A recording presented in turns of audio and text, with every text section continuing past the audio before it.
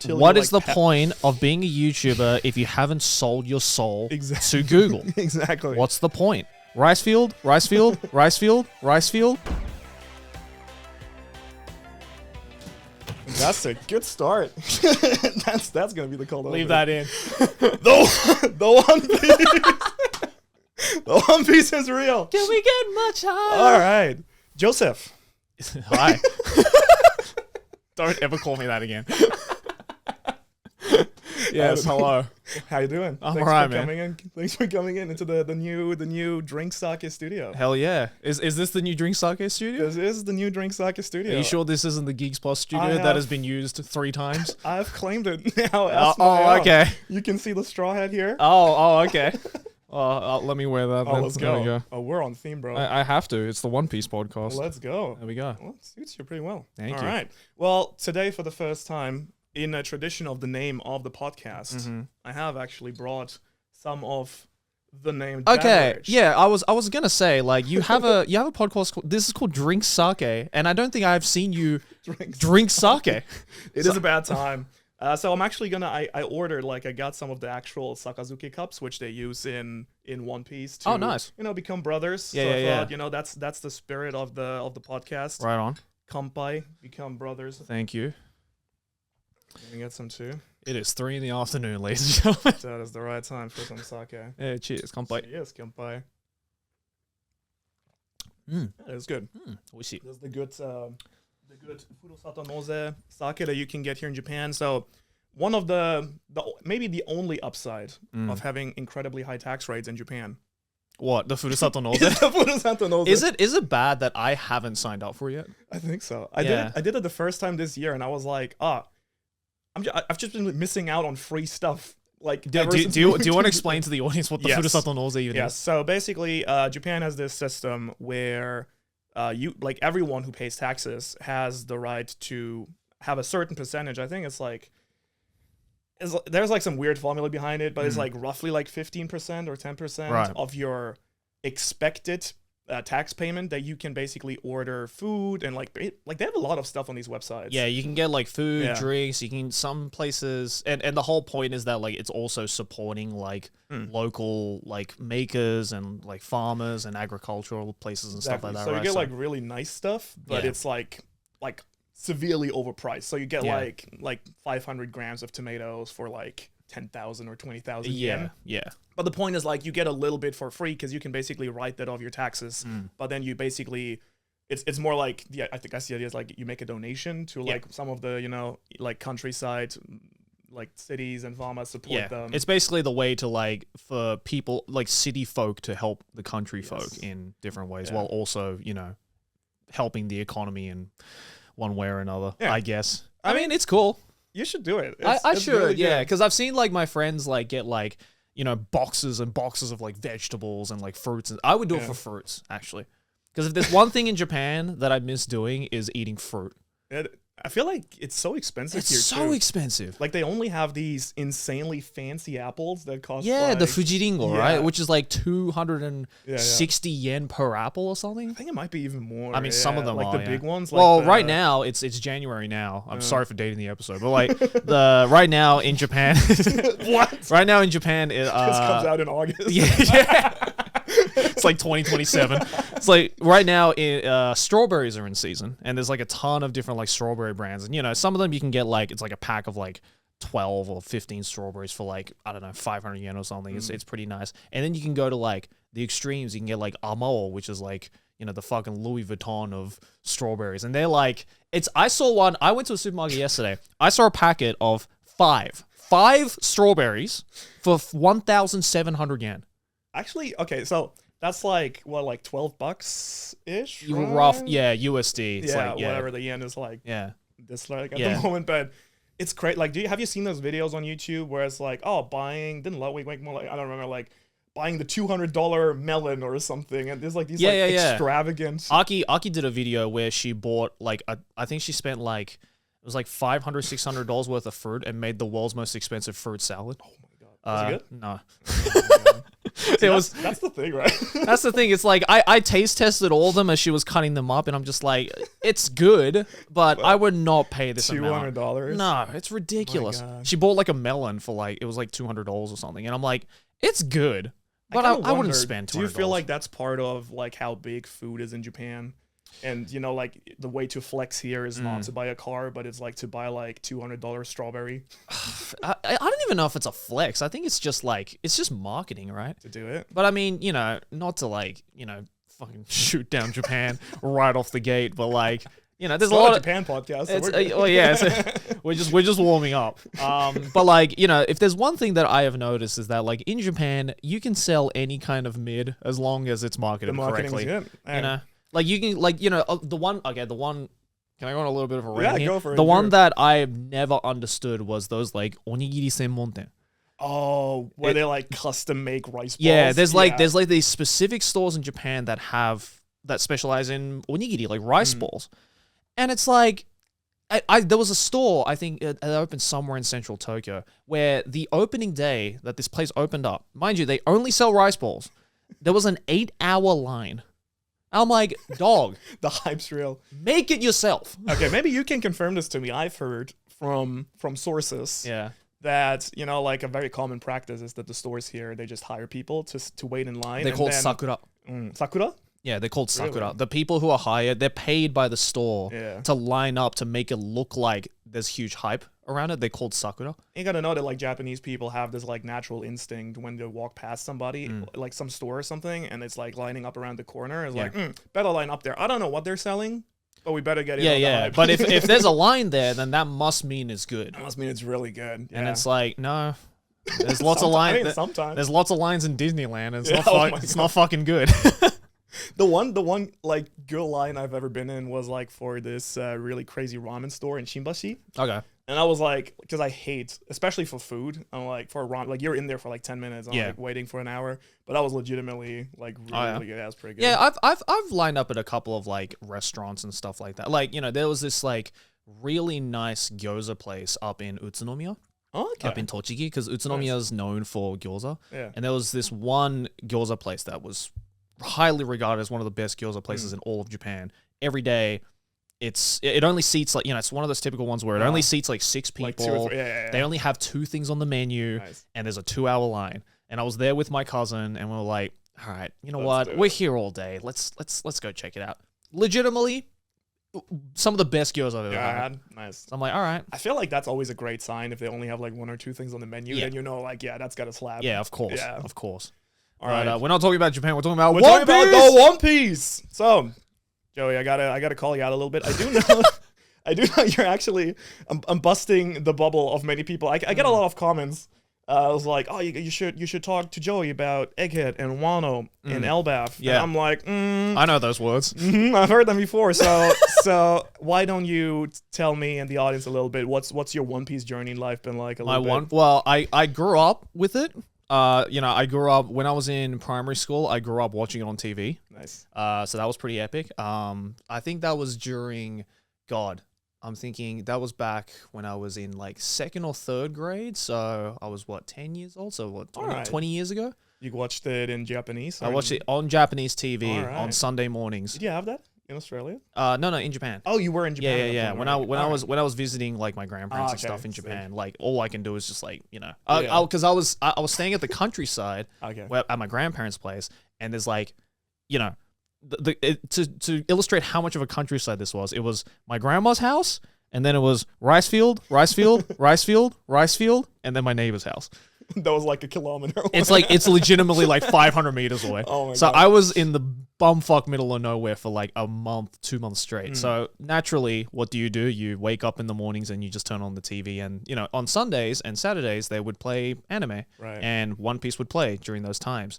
I don't know if they still play at that time now. So I think it's an evening thing now, they isn't just it? switched it, to the adult slot. Yeah. So I don't know if that means that it's gonna get more bloody. It used to be I don't remember exactly what it was, but it used to be either like kind of in the morning time slot, like around like 11, or it was like in the afternoon. I do feel like in Japan it used to be even like till like last year when they went like, so right now I'm not sure if you know, like the anime's on break. Yeah. For I've heard 6 that. months. Yeah. which is because they've caught up to the manga. Which right? as a content creator is fun. Yeah. You know, I published a video. I published a video recently. Is this why you started the podcast? I was like, I need stuff. I to didn't talk make about. content. I need content, my people. No, it was, but like, I got comments where like, oh my god, I think the break's getting to like the videos are getting out of hand. So, but yeah, like I think until the break happened, it was just a regular. I want to say that it was like 10 or 11 a.m. as you said, like definitely a morning slot. Yeah, like or even might have been even 9 a.m. or something. Really yeah, I remember it being kind of in the before lunchtime, whenever that was, and I think during that time, it was probably maybe around like the Alabaster arc, okay, or maybe even maybe the beginning of the Sky Island arc. It was around then, right. So it was pretty early on. But I remember growing up watching like a lot of those earlier arcs on TV as they were airing, and like me talking about it with my friends. And then I was kind of watching it and also reading it at the same time, because a friend of mine he was like a huge One Piece fan, and he had all of the manga, right? Because he's like his parents, I guess, just like bought it for him because it was like, you know, I'll buy you manga, you know. If it's only One Piece, then that's fine.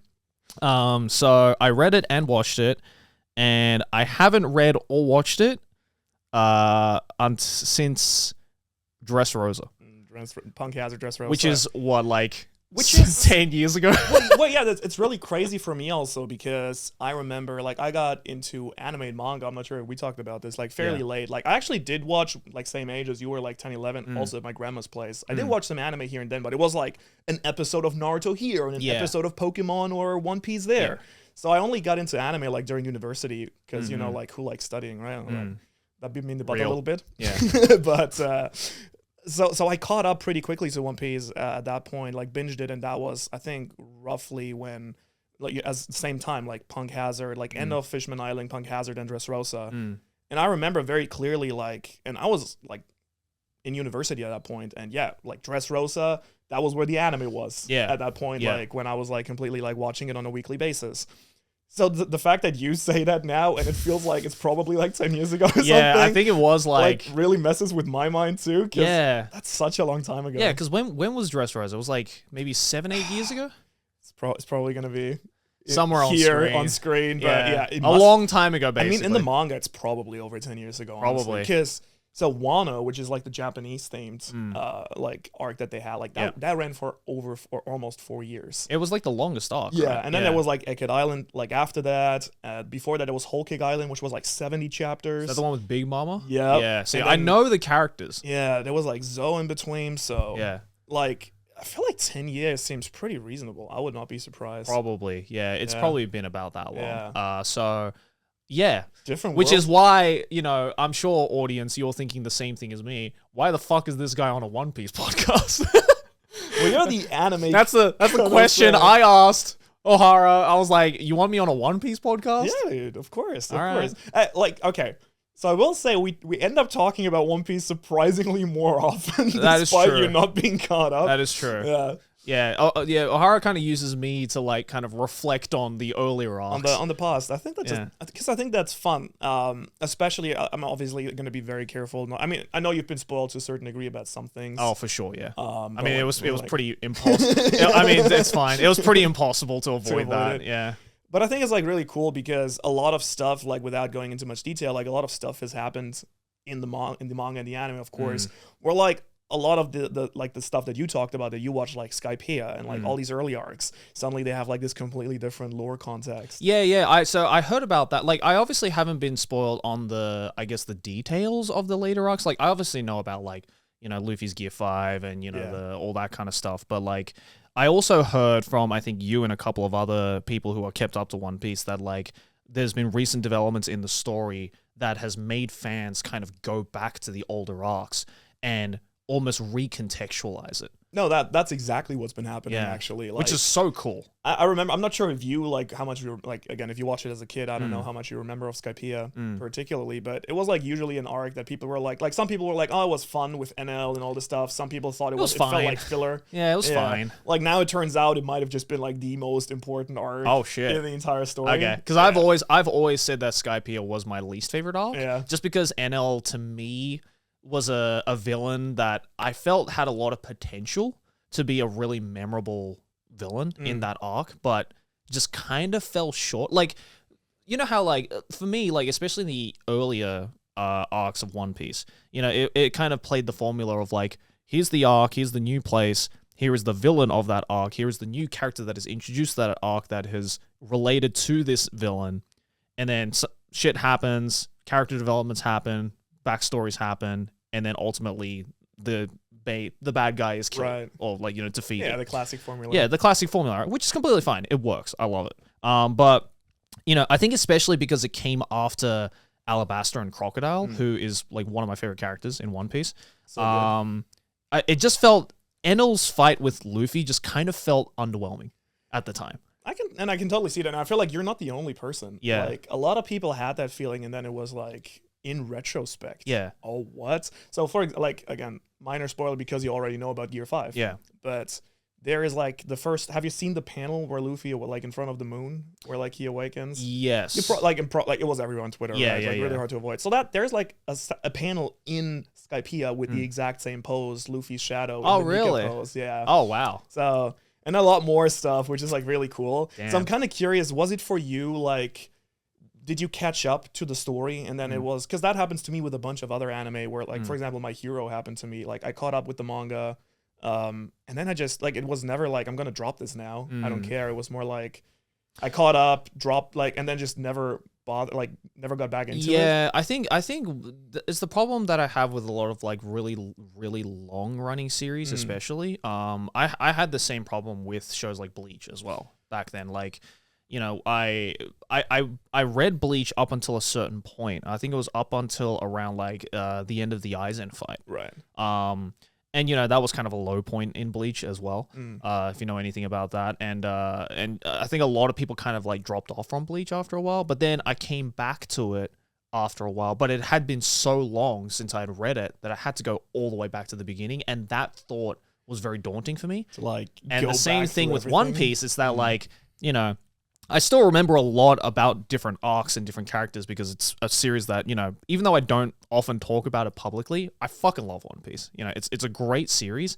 It's just, you know, it's hard to talk about because I haven't caught up to it, right? No, fair enough. But, you know, knowing that, like, you know, hearing everything about, like, Gear 5 and, like, Wano being, like, peak as fuck and, you know, how, like, there's new things in the story that have recontextualized the older arcs and made people to go back, I'm like, oh, shit, maybe it is time for me to finally go back and actually catch up to One Piece. But seeing the amount of chapters that I probably have to reread, like, I Right. probably have to start One Piece from the beginning to fully appreciate I it. honestly, I mean, to fully appreciate it, but I do feel like, honestly, you have, like, enough of a background knowledge to just jump into it. I Maybe. personally think. I mean, I remember very little about, like, Impel Down, for instance. I mean, I think Impel Down, for example, is a good, like, I think you can just restart where you, like, left off, basically. Yeah. And, I like, tried don't, doing- and not do that. No, like, that's the not thing. read I it. tried doing that on tour last year. I was like, I have so much time on tour. I'm just gonna like get the Shonen Jump app and just Right. like start reading it. And I was like, I don't have to go all the way back to like Alabasta or Skypiea necessarily because, you know, I still remember quite a bit of it. Yeah. Oh, you know what? I'll just reread Water 7 because that's my favorite arc. Let's go. It's the fucking best. It is the We can best both arc. agree. So I was like, fuck it. I'll reread Water. I'll just go from Water 7 again. Nice. And I reread all of Water 7, and then I was like, and then I just kind of fell off of it again. I'm just Yeah. like, God damn it. I think that's fair enough. I feel like the reason I'm gonna try to pester you to like catch up again is because I know your taste by now a little bit into anime and manga, and I think like you've recommended me a lot of really good light novels and stuff to read in Japanese, and I know that I guess because probably you've like, you know, somewhat outgrown your own anime phase a little bit. kind of. a little bit, but I know you're like not so much into the, you know, classic stuff and more like deeper stuff, you know, that has like more complex plot lines. There's like, you know, like I guess more complexity to the stories that you enjoy. Yeah, I mean, you know, I definitely do have like my personal tastes on how I like my stories and stuff like that. And it is true, you know, like I do like a lot of the kind of more complex narratives, or rather just like the unconventional narratives, I guess. But in saying that, like I still absolutely love like just a straight up meat and potato shonen as well. Like I've been like enjoying the fuck out of like DanDaDan, Oh, it's so for good. instance, which is, you know, Is that meat and potato though? Because I think that to me is like, okay. I want to hear your thoughts on it really Okay. badly too. Okay. To me, it almost like it's one of those cases where it looks really simple on the surface, Mm. but you can tell that there's like a great storyteller behind it, and the people who produce the show also like really love movies and filmmaking. Of course. I mean, Yeah. it's Science Saru who have just like, killed it with like, Devilman Crybaby and like all the, He's a real cinema geek as well. Oh, 100%, and no, I completely get that. And I think like, but it's interesting you say that, right? Because I actually think it's more of the opposite, which is what makes it awesome, is the fact that DanDaDan, I think fundamentally is the most like meat and potatoes shonen in terms of its themes. And the only reason why it seems so balls to the walls is because Tatsu Sensei has just added so many things into it that are seemingly kind of unconnected in a traditional sense, Right. and just made it work. Like he's thrown so much into it that at one point it becomes overwhelming. But if you think about it, it's a pretty simple story. Yeah. It's just so much crazy shit happens that you don't often see in shonen manga that makes you go like, oh, this is like something weird and cool. Yeah. Yeah. I think it's like it's the first, because it kind of trots in the same, I guess, footsteps as, like we kind of had obviously the Attack on Titan phase. It was like, oh, shonen is violent now. And then like that is now very normal. And then you had obviously the Jujutsu Kaisens and Chainsaw Mans. And I feel like DanDaDan is the first show that went in those same footsteps. It's like, oh, we're going to be very mature and explore some like very mature themes and like take cinematography also, very seriously, but then almost boil it back down to what originally is supposed to be shonen. Right? I mean, the whole lore of how DanDaDan was made is really interesting because, as you hopefully know, Tatsu Sensei, the creator of DanDaDan, used to be the assistant to Fujimoto, the creator of Chainsaw Man. And his art was so good that Fujimoto was basically like, make your own. Yo, I think you should like make your own. But Tatsu didn't know what he wanted to make. And I think it was like Fujimoto's editor or someone who was working under him at the time basically just said, just write something that you think is fucking sick. And he was like, okay. Aliens, yokai, curses, losing his testicles. Like, that's so good. It's just he just basically threw in a bunch of shit that he personally loves and just made it work. It's really funny. I feel like it has a surprisingly strong One Piece vibe for me, actually. And I guess part of that is that like half the voice acting cast is just a One Piece voice acting cast. True. So like in case people don't know, like Turbo Baba, she like the granny, Turbo Granny is Luffy's voice right? actor. Yeah. Like all the aliens are Zoro's voice actor. It's pretty funny. Yeah. But I feel like it captures like the same vibe of like goofing around while also having this like serious side to it, which I like. And I do think, again, like bringing it back to why I think that you should like maybe get back into One Piece is basically from the point that you dropped it, like going into like Zoe and then Wano and then like One Piece always had a lot of deep lore and a lot of like levels to it where you could enjoy it as like a high schooler or like even if you're like in like Shogakuse or something, right? Like you're in elementary school. There's like stuff for everyone. But recently the lore and the world building has gone so crazy, and you can kind of tell that all these little details and secrets and Easter eggs, they were hidden in the story all along. And I'm sure that like Oda Sensei is probably still making stuff up as he goes as well. Yeah. But very clearly the main big parts were hidden for a long time on purpose. And I think rediscovering that is like so much fun. I feel like maybe for you, like I have a lot of Japanese friends, for example, who are maybe smarter and don't follow the show like week by week, which can get more frustrating, I guess, and daunting. But like they just wait for like the new manga volume to release, and just enjoy that. Yeah, which I'm kind of like as a creator, I'm a little bit jealous of, like, because I love obviously reading week to week, and it's also now my job, so I have to. But it's like seeing how people can just flow through fights or events or just, and like it's just such a different experience, I think. Yeah, I've definitely become more of a binge reader and a binge watcher these past couple of years, just because like, yeah, I just, I got too much shit to do. Like it's hard to, unless it's like, unless I'm in your position where it's like it's my job for work to be on time with like every single new release. Yeah. like it's I find it more gratifying to just wait a little bit and then just like kind of experience it all Binging it. in one sitting. Yeah, it's a kind of binge watch it. Do you have any manga or any anime that you watch on a weekly basis or read on a weekly basis? Not really. Not anymore, honestly. I mean, I will say though, it's going into 2025 has already been an interesting year for me because I have already been an interesting year for me because I've watched 4 series. I've watched more anime these past 3 weeks than I did the entirety of 2024. How you know that Joey's flight got delayed at the airport now? I'm going back into anime, bro. Let's go. Yeah, you're gonna actually be the anime. Yeah, I'm actually gonna start making anime content. But it was so I know it sounds like a meme, but it was so gratifying to do that because for the longest time I thought I just don't like anime anymore. Or I don't like manga anymore. I was so burnt out from it. I was about to say, I'm really curious to talk to you about it because I think I had the same conversation with Gand at some point as well. It was a little bit the curse, obviously, of turning something you really love into what essentially becomes work then. For you as well, you were such a big anime channel for the longest time. Keeping that passion alive and not getting burned out with it or getting cynical with it. I think when you talk to a lot of creators, can be One Piece creators, but can be with anything. When you do it every single week, I think the trick really is finding a way to not have that choke out the passion you have for it. Sure. And I'm not surprised at all. How long have you been doing YouTube now for This will be my 12th year. Oh my god.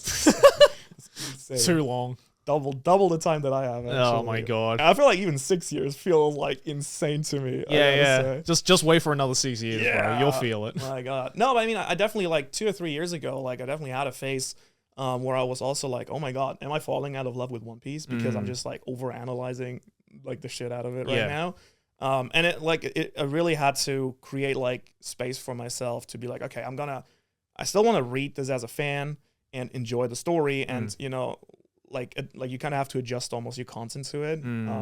But I'm really happy that it seems how did it just come back randomly for you or? Well, I mean, it helped the fact that this month I have 2 jobs that have nothing to do with my YouTube channel, just outside of my YouTube channel, that have basically forced me to watch a fuckload of anime. Let's go. Because I have to talk about anime on these shows that I've been invited to.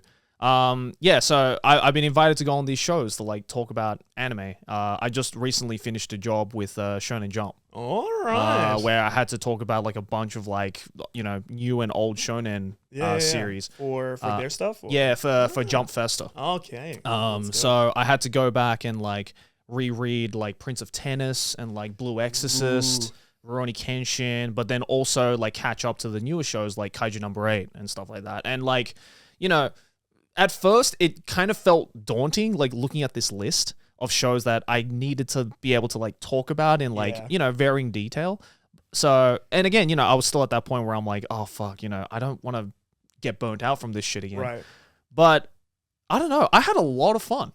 That is so. I had so much fun rereading all these manga and anime that I've never seen or read before, and I was oh thank God, I still love this shit. I just needed some time to cool down and get some energy back for sure. Yeah, that's pretty sick. Honestly, I'm super excited to see that. When's that gonna come out for Jump Festa? Not sure. I only just filmed it 2 days ago. Because I was there was a Jump Festa in December, I think. Yeah. So is it just gonna be December again when this podcast comes out? By the way. Yeah. So it'll probably be around now, actually, audience. Right now, it's gonna be 2020. What are your plans for 2026, Joey? Actually, now that you say it, though, I'm I had a very similar experience where last summer I was flying to the US for a con in Arizona, and I was all right, you know what? I'm gonna spend the plane ride and time in the hotel. I'm just gonna catch up on some new Jump titles that I've just never had the time to look into. I fell really in love with Blue Box.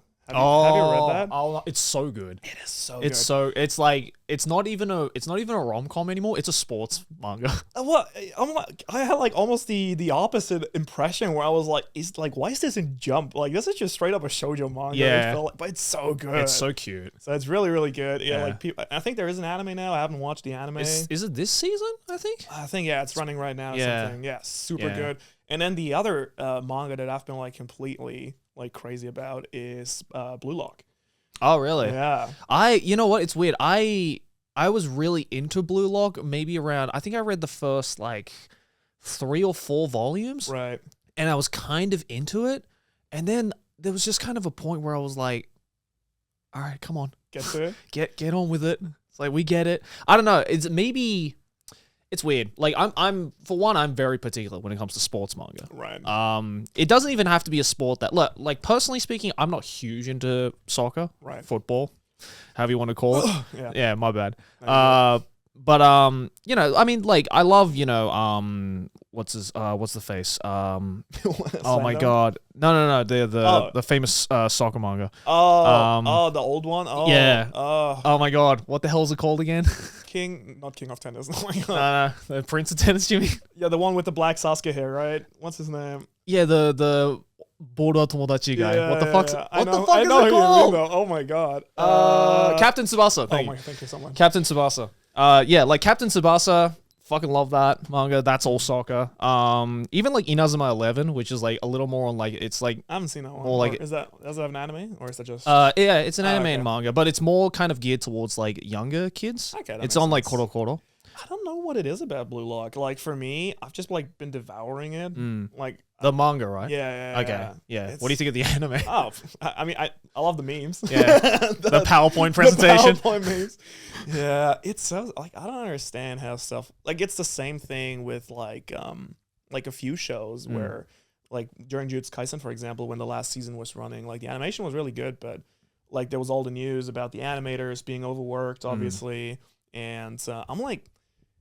I get that you have a production like coming from YouTube and maybe we're thinking more like flexible about it. I don't know, but like I'm always like if the product is not done and it's realistically not going to get done like unless we make it really bad, then I'm like why not push the release? I always Well, that's what I thought when I watched fucking Uzumaki. oh my god. First episode was fantastic. Oh, though. first episode was great. Yeah. I mean, And that's where all the time went. Yeah. Clearly. I mean, look, apparently there's like some deep lore about the production process of that, which apparently just like fucked everything up. Oh my god. So it's like I sympathize with the people who, you know, probably had to deal with that shit. But like, Yeah. I don't know. Yeah, because I saw it was like a tweet or an article or something I saw from the director or the producer of Uzumaki, and they were like, we were basically given an ultimatum of we either release it as is yeah. or we don't release it at all. And I saw that, yeah. I don't know. If I were him or her, I don't know if it's a guy or a girl, the producer or director, I would have just kept it in the drafts. Right, yeah. You know? I think that Because like works, it's yeah. a big responsibility to do a title like that. And then I mean, when I first saw the release, like the first teasers that we got of like that manga style that Yeah. they went for, I was like, that is sick. And also, like that looks like what you would come up with to torture animators. Yeah, exactly. Like I looked at the trailer and I was like, this is awesome. This is exactly the vibe we need for an Ito Junji anime, especially compared to all the other ones that they have tried and failed.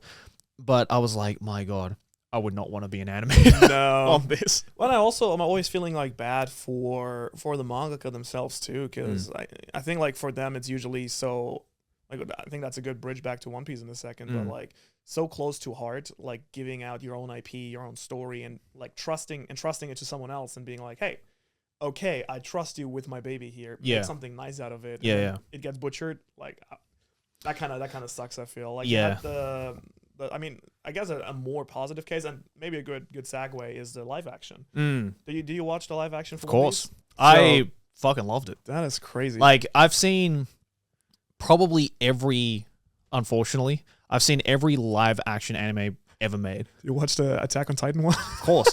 I got funny. You want to hear a funny story about the Attack on Titan live action? Yes, please. I got invited by Madhouse to react to while I was in Australia to go watch it in the cinemas. Oh my god. They were like, I was still in Australia at the time. It was like 2013, I think. It was like right as I started YouTube. And Madhouse reached out to me and they were like, Madhouse Australia reached out to me and they were like, hey, we want to invite you to come and watch the new Attack on Titan live action movie with a +1.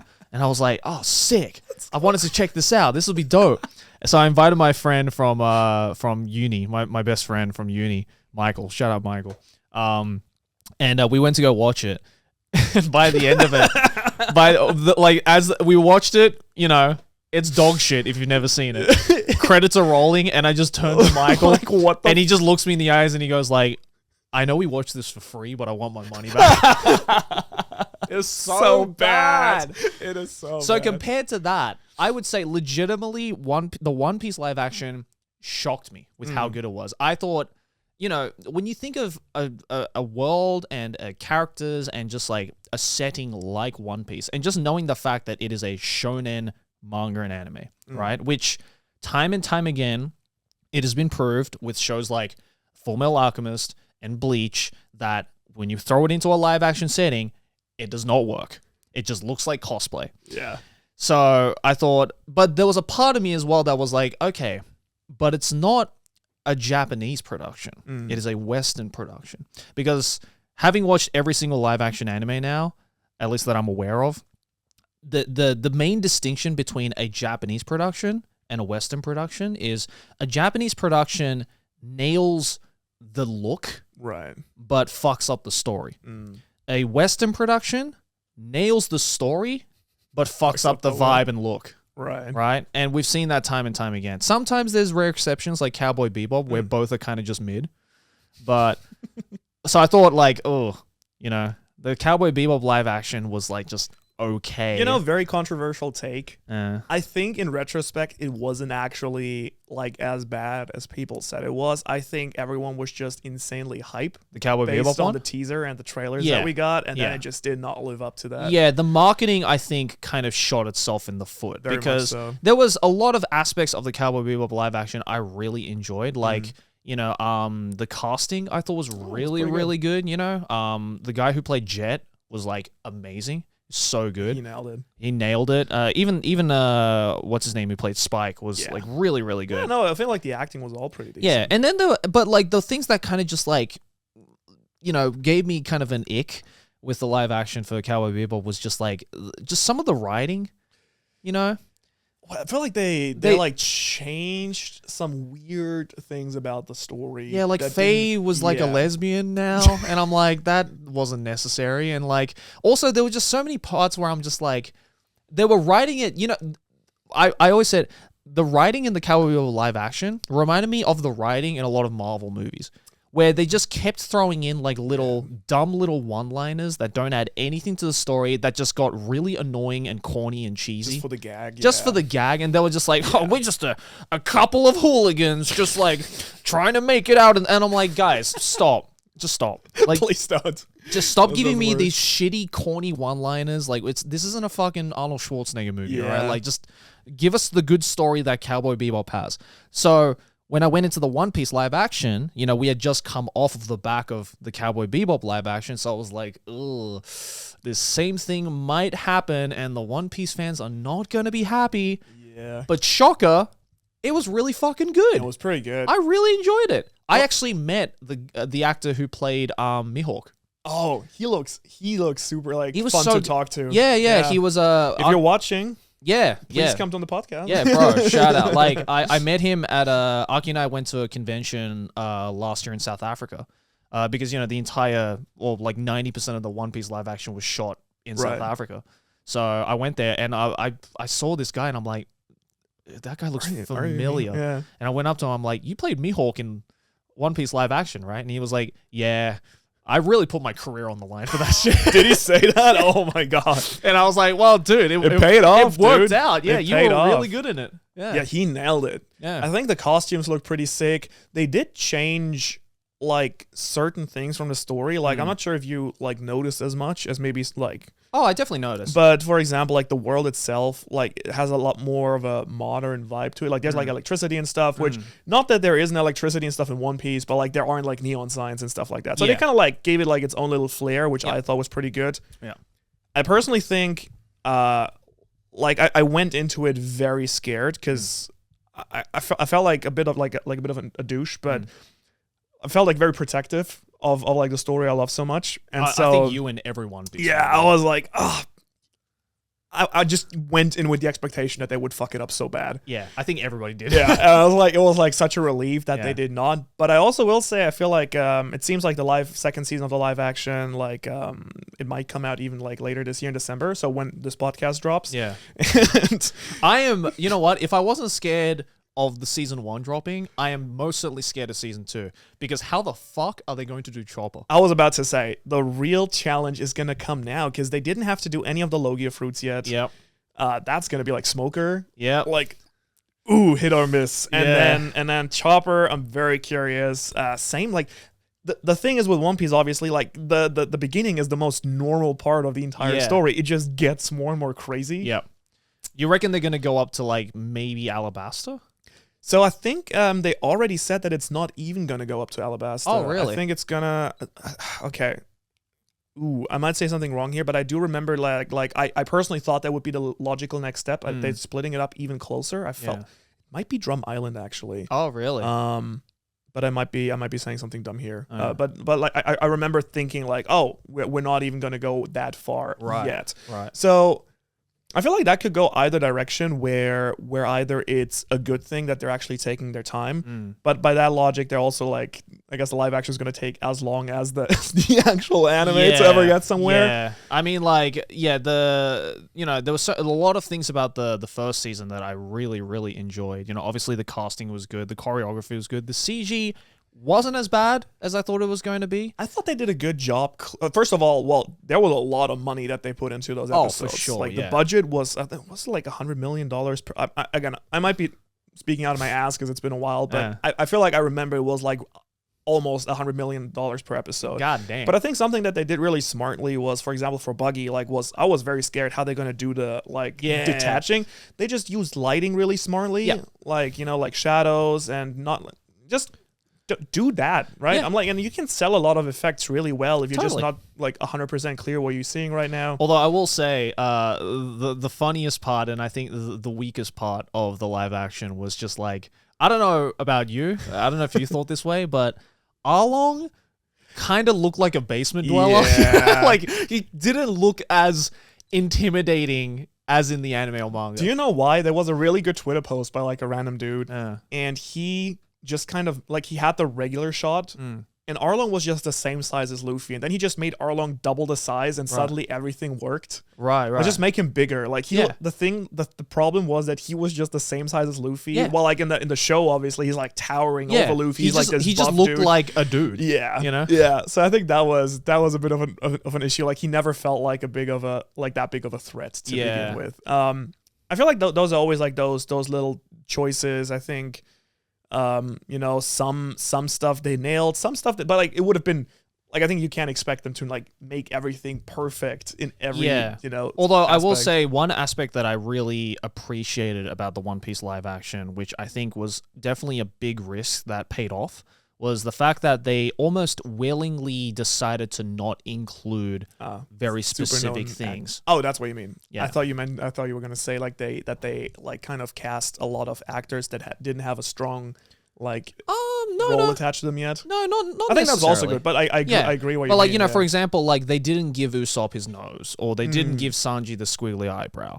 Or like one part that I thought was like really interesting was the fact that, in that scene with like Nami and everything, where it's like one of my favorite scenes from One Piece, where like she asks Luffy for help, and then she puts the straw hat on her head, and then she goes like that scene. Yeah, that shit made me like tear up when I was watching the anime. They didn't include that scene. Yeah, like he just like put the straw hat on and just like walked off, and I'm like, you know what? I think that was a good choice to not include that line, because it works in manga and anime, but it would not have worked. It would have been too cheesy in the live action. I feel like that's a big challenge with like all live action adaptations, obviously. But what do you include? What do you not include? I think overall, again, I feel like the fact that Oda Sensei himself was like supervising it, and he just recently flew out to South Africa, like that's, I think, makes a big difference. Obviously, when you have the manga creator like being directly involved with the show. Absolutely, yeah, it always helps. Yeah, and I think he's like really rigorous about what they do. Like he was like, don't fuck this up for me. Well, yeah. I mean, if I was Oda, I'd be like, bro, there's a lot on the line here. Don't fuck it up. The only issue is like what I guess the manga readers have been suffering from a little bit is like he's been involved into so many different projects, like making a movie every 2 or 3 years, the live action, and he wants to make, like, he's like a perfectionist, right? He wants everything to be like great. And in the end, what happens? He's doing a good job so far. He is, but we also get like now maybe 1 to 2 chapters a month of One Piece. Right. So we're like very slowly trotting towards that Togashi. I mean, we're still away from that. Yeah, in Togashi's case, it was just a fucked up back. That like screwed him over. But, at least, as long as like Oda's like healthy. No, that's the most important. And he's like still producing good stuff that is like adjacent to the franchise, then I think it's fine. Well, I think the Toriyama thing also like really scared him off a little bit. Oh yeah, definitely. Where he was like, I need to look more after my work and my health and everything, which like maybe you have, I guess you've interviewed more people and interacted with more people in the industry. For me, even after coming to Japan and even like after witnessing like the the work-life balance or the lack thereof that people have here, like it blows my mind how someone like Oda, like they must be like multi-millionaires, right? Like easy, like if not, I'm not sure a billionaire. I have no idea, but like a lot of money, multi-millionaire easily, and they still like all these people like work themselves like to death. Still, I think it's a multifaceted problem. I think it might have to do with the fact that there's just like such a high demand that is just like especially in the case of the manga and anime, it's just ever growing every single year. Yeah, and then just the fact that I think just a lot of manga artists and creators and anime directors and producers and stuff like that they just love what they do a little bit too much. Maybe you need like it's a little bit like with YouTubers, right? Like maybe it takes like this certain level of obsessive. I mean, there's tons of YouTubers on the platform where it's just like, I'm awake 20 hours a day doing YouTube, and all I'm doing is making videos. Yeah. It's like I don't fucking take a step outside. I don't exercise. I don't change up my daily routine. It's just content. And those are the creators that ultimately they crush it, but ultimately are the ones who burn out the fastest. That is true too. And the ones that kind of, whittle away. Well, I feel like there is obviously like levels to it where you have like the very unhealthy level, right? And I think we both know, a lot of creators, or like everyone knows a lot of creators, they rise up really quickly, they grind, burn out, and then like after 2 years, they're gone. I think we also know a lot of like both you and me know a lot of people who like their entire like, even when they're not working, they're technically working. Yeah. It's always about like their hobby is their job. Exactly. And their job is their hobby. And I'm like, I think at first I was a little bit envious of people like that who could just, do nothing but create and work and pump it out. And I was like, why am I like, because I used to be that way. Like when I started YouTube, when it's still a hobby, you're like having fun and like, you're like at the beginning you can do that, and like maybe other creators, maybe you can attest to this. Like when you're starting out, it's fun, it's easy. Like maybe you're still like studying, you don't have any other responsibilities. It's just fun grinding out. Yeah. But you hit a point like that you probably hit as well, where it's like, okay, like I need weekends. Like I can't just work 7 days a week. Maybe weekends would be a nice idea and little stuff like that. I mean, the first 2.5 years I did YouTube, I did daily uploads. So that is such a while being a full-time uni student. It's a fucking miracle I even got my degree. Like I barely scraped through. I was just like, I got like maybe 2 or 3 marks above what was acceptable to like I'd be able to graduate. I was like, give me that. Like I grabbed my I got it. A degree. I'm like, I'm fucking out of here. What's your degree again? Computer design computing with a major in web design. That's pretty cool. Yeah. So if you need a web designer, all right, I have the degree. I put Joey's address in the description. Oh, thanks. So please call him also. Cool. Thank you. If you my need phone number is right there. Yeah, like call here. My personal phone number. If you need a website. Yeah, if you need a website, man, I got the degree. No, but like, yeah, it's so funny. It's like, you know, when I first started off, I was doing these daily uploads on shitty Australian internet, even though I was fucking busy every day studying to get this degree. And now, like, you know, I can't fucking imagine doing a daily upload. Yeah. And it's insane. And the people who have been able to do it for that long, like, eventually they all do burn out. They all do, like, it takes... Is that your experience? Yeah. A toll. Yeah, I mean, like, I know creators personally who did, you know, daily uploads or maybe every other day uploads for years and years and years on end, and then eventually it just ate up their mental health, and they were just, you know, they... Well, I think it messes a lot with you, and like even if you don't upload daily, but if like all you do is think and live, like, I mean, not to call out any specific people, but like I know there's a lot of people on the platform where like their mentality is like, you should be living and breathing YouTube. Yeah. Like the moment you get up till what you're, is like, the point of being a YouTuber if you haven't sold your soul Exactly. to Google? Exactly. What's the point? It's like, well, the point is that I enjoy my life. But Yeah, it's like, you know, I want to go out and have days off and spend time with friends, and, you know, not everything needs to be about content. Yeah, and hobbies, and I think Yeah. I Live like a normal human being. exactly, and I think ironically that, like, again, we talked earlier about like burning out a little bit with my anime manga, or burning out with the type of content you do.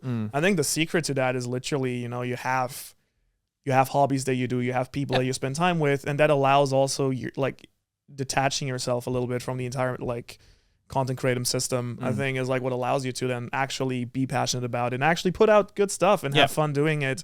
Because ironically enough, like, and I think that's a lesson that maybe most YouTubers who do it long term have to learn. At least I had to. I'm not sure if you agree or relate to this. Is like, if you don't have, ironically enough, like YouTube might be the one job if you don't have fun and you're not like enthusiastic about it. Like, maybe if you're good enough you can put out a video, but in the end it like makes such a difference if you're actually passionate about something and have a good time, right? Yeah, and you're in like, a good place. Yeah, and like, you know, the YouTube audience is not stupid. You know, like they can see if you've made a video that you clearly did not want to make and you just like did it because it's like, well, fuck, I needed a video today. Yeah. You know, it's like, people don't want to watch that. People want to watch you be... Have People fun. want to watch you having fun making the content, you know? And it's like, and if that's not getting across to your audience, then I think you're doing it wrong. Yeah, I think making content for people and not just for an algorithm, I think, is probably... Yeah, at the end of the day, if you're not making content for yourself, then why the fuck are you doing it? Exactly. You know? I think like having, again, and was that a lesson that you felt you had? Because I definitely had a period in my where I was like, oh, I need like, this is my upload date, and like I need to put a video. Oh out. yeah, for sure. I think the thing is, and I don't know if this is a controversial take or not. I think there's nothing wrong with having that kind of mentality when you're starting off. Because obviously, especially in 2025, I think it's getting, every year it's just getting harder and harder and harder to be a content creator or to start being a content creator. Yeah. Because there's more people doing it now. It's easier to do. Every niche has basically been slowly filled up now, so it's hard to be unique and stick out. And also, like, it's been heavily commercialized, and it's heavily, like, you know, it's very like capitalist mentality of like, oh, you got to get the views, you got to pertain to the algorithm, you got to get the bag. And it's like, okay, but like, you know, there's other ways to do it without, you know, literally eating away at your mental and slaving away making videos, you know. One really interesting trend that I've been seeing is people starting YouTube channels now just to make money which is like dumb in like a couple of ways, I think. Yeah. I think the first thing is like if you just want to make quick bucks, I think they're like, you're not gonna have a great time being like, there's more fun ways to make money. You like doing okay. Again, like it's like the classic case of the YouTubers bitching about like their job and like now you being a YouTuber is great, and like obviously we like it brings a lot of liberty with our daily lives, but it, like I think it still comes with a lot of, you need to, you know, put out actually good content, and I think there's like other, like I would recommend other like ways if you just want to make money, probably. Totally. But on top of that, it also kind of like it floods certain niches just with like this like very soulless just content. like pap. Like science is like really bad. Like there's just these like AI channels or like just like Yeah. 10 things you should never do in Japan. Oh my God, number yeah. one. It's like Don't- top 10 secret restaurants in Japan. Number 6 will make you kiss your dad. It's Number like, one, don't kill people. In Japan, it's actually Yeah. seen as very rude if you murder Oh someone. my God, the worst one of those that I saw was like, it was one of those fucking, it was like a TikTok or some shit my God. that uses those like AI voiceover things, and it was like, top 10 places to eat in Tokyo. Number 10, Family Mart. It's like, what? Oh my God. I'm like, no. Why would you? No. That's like me saying like, Moss Burger. yeah. It's like, yeah. It's like McDonald's. It's like, no. Shut up. Do you know what Moss stands for in the Moss Burger? This is the real Japan quiz right here. The surprise questions. Oh shit. It's like majide oishii or something. No, it's a bit dumber than that. What is it? It's Mountain Ocean Sun because it's like rich as the mountains and like hot roasted as the sun. Can we all agree that Moss Burger is one of the most overrated chains in Japan? Can we agree on that? It's so bad. It's fine. It's like a once a year thing. It's like, you know what? I haven't had Moss Burger in like 2 years. Let's see what's I happening. feel like Moss Burger is like where you go when there is no McDonald's and you really want like some when there's nothing else around. Yeah. It's like when your only other options is like KFC, and it's like, Basically. all right, fine, I guess I'll go to Moss Burger. Burger. Yeah. Fuck it. Oh, that's hilarious. Yeah. Anyway, One Piece, One Piece indeed. The best one, the One Piece burger. the One Piece burger. No, but yeah, going back to the live action thing, like, do you feel like for yourself, was that something where you felt like that was rekindling your interest a little bit in the show, or? I mean, yeah, it made me happy to, it made me happy and proud to be like, oh yeah, I'm a fan of One Piece, and this is a great fucking live action, because God knows that's a rare occurrence in the world of live action, right? Especially in the world of shonen anime as well. But like, I showed the One Piece live action to like a couple of my friends who never had an interest in manga or anime or anything like that. They gave it a watch and they were like, oh, that was like really cool. Surprisingly, I felt like for me, the experience was also people who had never touched One Piece or even never touched anime before were like the most positive about the entire show. Totally. Yeah. Oh, but like, again, like, I don't blame them when it comes to One Piece, because, it is pretty fucking daunting to be like, oh, it's got how many fucking episodes? How many chapters? It's like, when the thing, like, there's like multiple things that are stacked on top of it, right? There is the fact, like, this is like when you start watching the anime now, well, the first episodes are from like the 90s, right? Yeah. It's like, okay, different style. If you're like, I don't know, you're like a 15-year-old like boy right now, like in middle school or high school or something. I don't know how old what school are you in when you're 15? Middle school, I think. I guess. Depends how smart you are. Yeah. But like, I feel like you're used to like Demon Slayer and whatnot, And Jujutsu Kaisen. yeah, and then you start watching like the East Blue Saga, Yeah. from like animated in the 90s, like Yeah. 1997 or something. You're like, okay, maybe not for me. It's kind of the same as like kids today trying to get into like Dragon Ball. Yeah, Especially the anime. It's like, it's pretty fucking hard to watch now. it's really interesting, again, because maybe I had this different experience getting into anime and manga later in my life.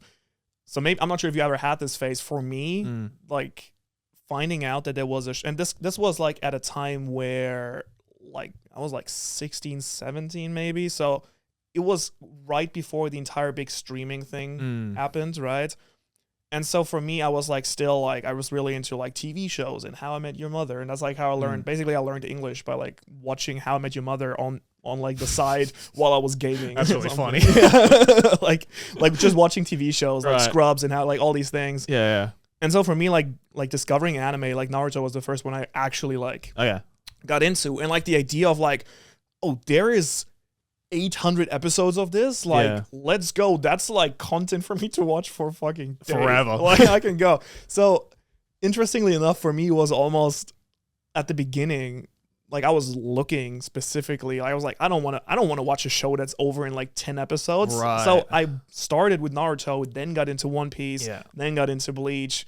And only like as I got more and more into anime and manga did I start like, I mean, now I'm at like the completely opposite end where like I really, really appreciate a good 12 episode Yeah, anime that's for like sure. cohesive in itself. Mhm. Especially, and like maybe like this brings us to the next topic is like I'm very curious, obviously, as is everyone, how One Piece is going to end. And the thing that is giving me a little bit of dread is how many long-running shows I've now seen that have just completely not managed to like hit the landing. Are you talking about, I don't know, Jujutsu Kaisen, Bleach, My Hero Academia, Oshinoko? Are you ready to have that? Have you read it? No, but I have heard of it.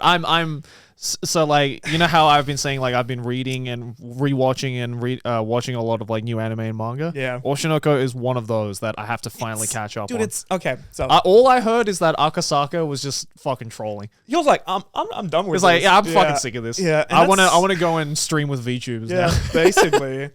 Where I'm like, dude, you have like such. I mean, same with Bleach. Just like, I mean, Bleach was different, I guess. Yeah, Bleach, Kubo got fucked over. Yeah, he got fucked over really hard. But for Oshinoko, Jujutsu Kaisen, like all these shows, like so good. So like for a while, like maybe like 2-3 years ago, while Jujutsu Kaisen was running at its peak, I was like, this is like an insanely good show. And then only towards the end, like it started getting more and more controversial, and then the ending was just a complete like watching a car crash in slow motion. So like as I'm sure you know, like I never really like super got into Jujutsu Kaisen. It just didn't click for me for whatever reason. Which fair enough. Yeah. Which is thank you for reacting that way, because the internet certainly doesn't react that way when I say that. But it was so actually let me take that back. Yeah, it's like you got shit taste. It's like, but it was so funny when I was watching the whole saga, kind of, you know, vicariously of the last like 5 to 10 chapters of Jujutsu Kaisen and how the community was reacting. I mean, it started before that already. It was like, like it was like the last 40-50 chapters. It was like this love-hate relationship. It was basically after the Shibuya arc, right? That it kind of started to go downhill. Yeah, from what I heard. Again, I don't know. I haven't read it, so I don't know. So after the Shibuya arc, there was still there was like the big tournament thing. I'm not gonna spoil it too much. Yeah. Maybe you still want to read it, right? I'll probably still give it a read. So there's like this big tournament type arc. Yeah. And then that culminates into like the final big fight, basically. Right. Yeah, but it was really funny. I got so many messages from people being like, shit, Joey, you're right. It is kind of mid after it ended. Yeah, I don't know. Like the thing is it almost like it has such a good starting point, Jujutsu Kaisen, but then you always feel like we're gonna get more, like it almost too much stuff happens too quickly, and certain things don't like take their time to like breathe, and it just keeps like escalating really hard. And you're like basically you like at a certain point with starting with Shibuya, you just see like Yuji basically being like broken like almost every chapter in like a different it's just like torturing like this kid mentally. Almost really fucked up. So was it a problem of like there were just too many like loose ends, or was it just kind of like I think too much shit happened. Yeah, too much. Like I think it started to escalate really hard, and then I think some unpopular things happened.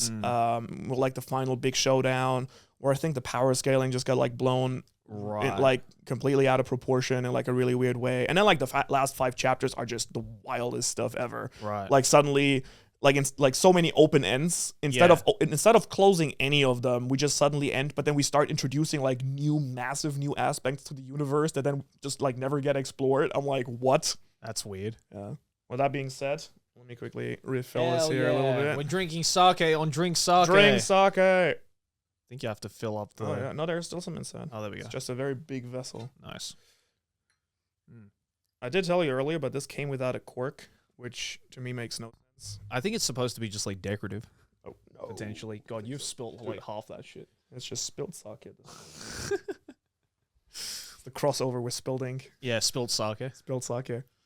I was on spilled ink the other day, and I saw that. Yeah, I smashed back like 2 beers during that recording. Did your art get better? No, definitely got worse. But I was like, oh, you guys should like drink on the show and call it Spilt Drink. Let's go. Shout out to Emily and Datas. They, when I was out the other day with them, I got these glasses. Yeah. Let's go. Yeah, Ohara was like, "Oh, do these glasses make me look sus?" And I'm just like, I'm like, "No, it's fine. I think it's the purple. The purple is good, right? Is good. If they were a yellow, it'd be like crossing the line a little bit. Yeah, it'd be a little bit Jeffrey Dahmer. But yeah. You're right. No, they hit the right level. I think. I feel like, go. I feel like you look good with them. Oh yeah, let's go. Hey ladies, do you want to talk about One Piece? Do you want the one Piece? Do you want the One Piece? Do you want to see if the One Piece is real? It's real. I'm telling you, ladies, it's real. Oh my god, dude, that's wild. I think one thing I'm not sure if you know about is that there's gonna be a new anime too. Yeah, One Piece Brotherhood, right? That's the meme. The 2-piece. Yeah, 2-piece. Yeah, I mean, look, yeah, I had a feeling we were gonna touch up on that because you were saying like I completely agree with you on the point of like the older arcs that I kind of grew up with. They are kind of difficult to watch in terms of just like animation quality. So I think it makes total sense that they would want to remake it. It's just I'm like very curious because the first glimpse that we got at it, did you see it all, like the teaser? So it looked very much like this watercolor, and okay, I might be butchering this again, like because I haven't looked at it right away, like right now, but like the way I have it in memory is like very in the style of the manga, and then like kind of like colored like watercolor almost, like simply shaded, which I thought like neutral at first. I'm like, it's a bit of a brave choice. Like me personally, I would not complain. And I'm not sure if this is going to actually, like, Common's going to be raging potentially again. Like maybe this is just like early looks at it potentially. I don't know. Like concept art? Yeah, maybe. Right. Like, or maybe that's the whole style of it. I think like it would definitely be charming if that was it, but I personally would have kind of wanted something like almost like like having One Piece with like really good pacing and like the Demon Slayer level like coloring and stuff, like right, like I was like, that would be so like getting the entire East Blue stuff and like having that in like this like super good do like you know what studio is doing it? Oh yeah, I should. It's not Mappa, right? No, it's not Mappa. Yeah. No, it's let me quickly, because who was doing the original? It was no. Well, the original is Toei, yeah. Toei, right? Yeah. And then the new one is made by what's Studio Wit. Oh, Wit Is what it is, yeah. Okay, well, yeah. I mean, if it's like, if it looks anything like what's the One Piece movie that was directed by Hosoda? Was that Strong World? Yeah, the fourth or fifth one, I believe. Yeah. Where like he kind of went. Was either Film Z or Strong World? I feel. I think. Oh, was it? I don't even remember. Or was it Gold? It was like an earlier one. Yeah. But if it's anything like that, I'd be kind of down for it. Where it's like he kind of. I remember. I've only seen a couple of the One Piece movies. And that was one of them that I watched. Just because I love Hosoda. And he kind of took like a weird risk with that one because he really changed up like the art style of the anime. But I really dug it. Like it kind of worked well with like the grittiness of One Piece. Because, like One Piece, like, at the end of the day is very much like a bubbly, like, easy to consume type of like lighthearted story on the surface. Obviously. At least on the surface. At least on the surface, right? But underneath underneath all of that, like the plot can get very, very gritty in some of the backstories of some of the characters, right? Obviously, and I think the Hosoda movie that he did, and it pisses me off that I forgot which one it was. Let me fact that. Let me look it up quickly. Which I really enjoyed that one because it's like the grittiness of the art perfectly reflected the gritty nature of the underlying plot of One Piece, especially in that movie. So like I think if they can like pull that off with the One Piece Brotherhood thing, I think that would. Oh, you mean the Baron really cool. Omatsuri? Yeah, Baron Omatsuri. I didn't know that was the one. That was Hosoda, right? Yeah, that was Hosoda. Yeah, it's the only One Piece movie he did. That is crazy. Yeah, he just like randomly was like, "Yeah, I'm gonna direct a One Piece." movie. And it's fucking awesome. Oh, it's like that is like really old too. I think that must be from like the early 2000s. It was like I think it was like his maybe second or third movie he ever did. Yeah. Well, the thing is, like they have recently, I think, because of shows like say about Demon Slayer what you want. I'm assuming you're not a big fan, even though I don't know, but it's all right. I feel like the fact alone that it has stepped up the game for anime in general, like you can't. I feel like after at the point we're at right now with shows like Demon Slayer and like partly what they did with Jujutsu Kaisen and stuff like the animation quality being so high, and like obviously Makoto Shinkai stuff too, but you just can't get away with like certain stuff anymore that I think certain studios were like, the story, it's famous, like people are gonna watch it and just get away with like low, like maybe something like Blue Lock would have been fine like 3 years ago, but like you can't do it right now, I think. Yeah, and I feel like, as awesome as it is to see shows like, Demon Slayer and Jujutsu just like fucking upping the, and even like Attack on Titan, just like upping the game in terms of animation quality, I feel like they are kind of slowly choking themselves out in a weird way where like now it's just expected that that is going to be the level. norm. Yeah. And studios, just a lot of the studios, unless you're Mappa, just don't have the budget or the staff or anything. And even Mappa didn't have the budget or the staff, or technically speaking. Well, you can milk your animators. That's fine. Yeah, exactly. You just have to resort to very unethical shit, which, everyone loves that, right? Well, I definitely felt that way when I watched the trailer for the upcoming Chainsaw Man movie. Oh, yeah. I was like, the Chainsaw Man anime was already fucking insane. It looked like... And the amount of detail in that was like, I've seen the Resi trailer, movie arc, like trailer. I was just like, how did they one up it again? Yeah, I mean that is basically just Makoto Shinkai level at that point. Oh, I think it's beyond. Makoto Is it even beyond that? You feel? Yeah, it's just some of the most insane animation I've ever seen. Well, I gotta say, I'm like very biased because I dig that style so hard. Oh, like this like 100%. realistic, beautiful anime style. Yeah. It's so good. Oh, it clearly works so well, and I think that's why the pressure is even greater now for other animation studios to be able to get at least close enough to that to be even taken seriously. Exactly. And that's basically, you haven't seen it yet, but that's basically what they did during Wano. Yeah. They changed the animation style completely. Yeah. And then I saw those after impact Wano. frames. Yeah. So it went like pretty crazy. To me, like the one issue, I think the anime looks fantastic. I have the issue that like it went too much Dragon Ball in my taste a little bit. Like the power scaling of the anime, for me at least, and this might be a controversial take again, but for me, the anime power scaling and the manga power scaling are just complete, like, basically in the anime now, like when Zoro takes a step back, like the ground shatters is basically like the vibe. Yeah, of course. And they also have not updated the old Dragon Ball sound effects that they basically made like in 1980 or something. It's like it's still the same.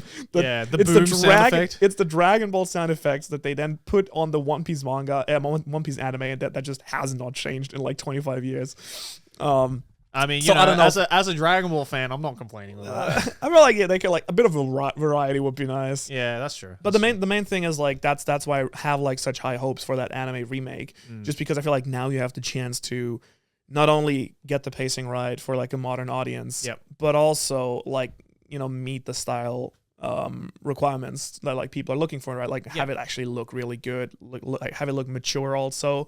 I don't personally have a problem if it ends up being this like more manga-esque style, because I feel like what you said, like I think the solution that some studios have found, look at for example DanDaDan, is like, okay, we maybe can't have that insanely polished thin line art heavy detail production, so we're just gonna stylize our art style, and I feel like that works completely as well. That's like, but brings cool creativity to the table as well. And I think like at that point you just need to be kind of blessed with the right staff, which in the world of anime is kind of, it is becoming a little bit of a rarity. One thing that I'm always curious, and like I think you might be the right person to ask this, is where does like the chunk of the money from, like, let's say the One Piece anime, let's take it for like, does the chunk of the money, does they go to Oda? Does they go to Toei?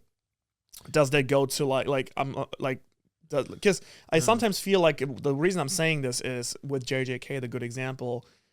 Like that show, like merch wise, yes, it costs a lot of money to make, but I feel like it should make so much money back that like the money must be going somewhere if it isn't going to paying animators, right? So I'm not going to pretend to be an expert on the finances of anime and everything like that, because I think I've read in the past of like how it works, but I think it's also case by case as well for like different production companies and publications and stuff like that. But the one thing I do know for a fact is that if you have a manga that you really like, say for example One Piece, and you want to support someone like Oda, the best way to do so is to buy the manga, because watching the anime and buying merch, almost none of that money goes back to Oda. Yeah, it goes to different production companies, it goes to different manufacturers, it goes to different IP holders. Right. If you want to support Oda, the person, or any like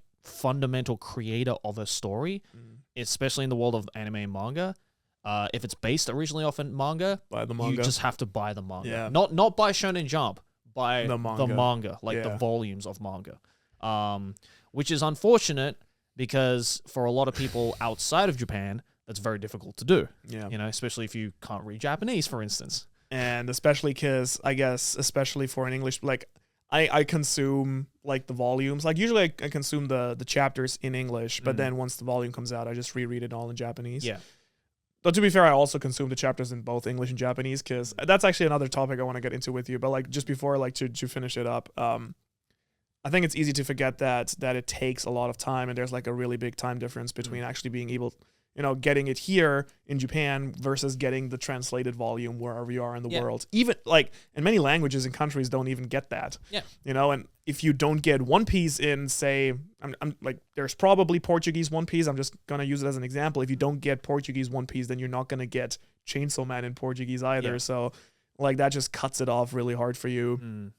And again, I guess the only way for you to consume it then would be, like through like Jump Fan Plus or something. translations, Yeah, yeah. or like even if you use the official Jump app or whatnot, like in the end, like that's either you read it for free because they offer it for free, or you buy it there. But then I guess the most of the profits go to the publisher and not to... in the case with things like the Shonen Jump app, for instance, I don't know, to be honest. Maybe some of that money, they might have set up a system. I mean, I'm sure something. some percentage must go to the creator. I would hope so. I'm just curious, is it 80%? Is it 8%? Right? Is it like I'm not even gonna start. Is it guessing. 0.8%? Like, I Honestly, don't know. any of those numbers could be a possibility. I like, don't know. Yeah. Yeah. I'd be like really curious. Like, I hope that Oda gets like 80% of all the like his IP stuff, but like also, like, I feel like it would not be out of the question if it were just like 0.8%, and that's like his contract that he signed like 30 years ago as an 18-year-old. Yeah, exactly. Right. It's like, it's really hard to tell. And I think, and I wouldn't be surprised if there are some like, manga creators and stuff like that who have fallen victim to stuff like that, But at the end of the day, I think like, with any kind of like anime, for instance, the best way to support the creator is to just buy the source material. So whether it be a manga, it could be a light novel. If it's based off a light novel, it could be a novel, it could be a game, whatever it is. Just like buy the source material. Yeah. I think that's a good one. It's what I always try and do with Yeah. any kind of manga. Well, it's just fun also, I guess, from the collecting aspect of things. Yeah, I know you have a crazy manga collection. I have 6 bookshelves in my house. It's ridiculous. Full of manga. That But like, is I for example, like, when I was younger, obviously, and I had a lot less money, I would go to places like Book Off and buy manga secondhand, right? That's where I got my entire One Piece collection from. Yeah. Like, that was like back when I came back to Japan, and like, I was like barely able to pay rent off of YouTube. Yeah. Like, what I would do is like sometimes I'd go to like my local Book Off and just get like a volume here. Yeah. Like for like 200 yen or something. Yeah, I was doing that as well the first time I moved to Japan as a content creator, just because like I obviously wanted to like read it, but also I didn't have the money to spend, right? Yeah. But like as I started to get a little bit more financially stable, doing the job and learning firsthand from a lot of like manga creators or like light novel authors that I would interview and meet. I now make it I make a conscious decision now to be like, if I want to buy any kind of manga that I'm currently enjoying or want to just like start reading a new manga, I would just go to like an actual proper bookstore so that I give the author the full, as much money as I possibly can. Yeah. And then if I don't particularly enjoy it, then I'll just like resell it at a Book Off. All right, yeah. So while I explain maybe quickly to people in the audience what Book Off is, Yeah. I've also like off camera like basically spilled half the sake now on the floor and on my pants. It's like on his jeans, bro. Whoops. But yeah, like if people don't know in the audience, like Book Off is this store in Japan where you can resell books, but also like games. They resell like consoles. Secondhand store. Yeah, and it's really cool. Like in general. It's really Cheers. good. Oh, cheers, man. Something that like I really appreciate about Japan. Like I've been really getting into records also again recently. Hell yeah, let's go, dude. I don't know. It's just when I first came here, I was kind of making fun. Or like it's like this thing about Japan where like, oh look, they still have DVD stores. Yeah. But it's kind of nice. They still have a Tower record. Yeah. It's honestly, it has a lot of charm. Oh, like I appreciate that it's like a thing here. Yeah, for sure. I think that's why a lot of people like just like coming to Japan. It's not only shocker. people don't come to Japan just for the anime shit. Like some people just come It's to only Japan. 99%. Yeah. It's only 99.5%. The other 0.5% actually come to Japan for, you know, I know a lot of, like, I have a friend who loves coming to Japan. He lives in Australia. He comes to Japan. I think he's been to Japan maybe 3 or 4 times. And he's like a huge retro head.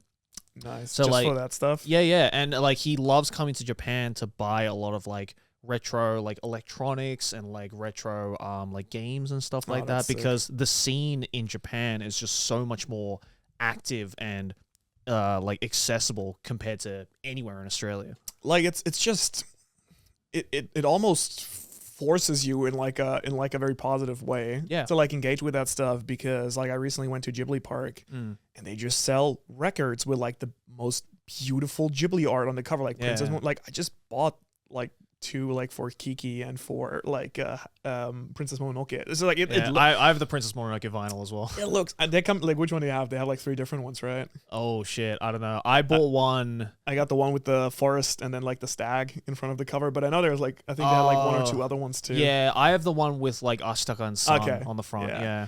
Like the sound, like I don't know. There's just a vibe about having it. Like I'm actually, so very unrelated, I'm working on a video right now, like a little bit about that. Oh yeah. Like how like I got pulled a little bit into like that retro stuff, which I was never into, but I don't know. There is just something about preserving like that analog stuff. Like is that something like you personally feel too, where I feel like in general most people nowadays kind of have like almost this wish for, you know, like having things be easy again, like putting on, like I think we all listen to music, you know, like on like Spotify or whatever, or like Apple Music or whatnot, or YouTube Music. Hey, YouTube Music's good. Hey, YouTube, promote the video. but like there's just something different about actually actively like buying a piece of music, like an album, a soundtrack, and putting that on, like putting the needle on and like making the active effort of listening to it. Like, yeah, I don't know if it's the process or if there's actually something to the sound of a record player. Like it just has such a vibe to it, and it fits. Like I'm not sure if it would sound the same if we were not living in Japan. Like I don't know if there is like this like anime factor about it, but I think it depends on the music you're listening to be honest. like you know, hardcore. I mean, like, you know, I'm sure listening to the Persona 5 soundtrack while walking around Tokyo hits different to if you're walking around like New York, you know.